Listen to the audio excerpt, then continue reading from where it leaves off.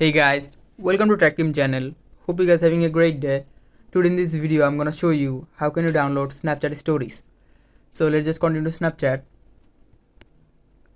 Here you can see in the bottom second right option, click on it. Here you can see stories, click on a story. Click on the top right three dot icon.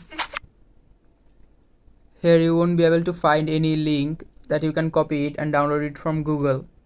So you just need to screen record it. Now go back and turn on screen recorder and click on the story again and screen record it.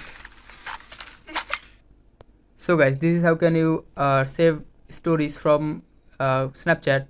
Hope you find this video helpful. If you find this video helpful, then give a thumbs up and don't forget to subscribe the channel. Thank you very much for watching the video.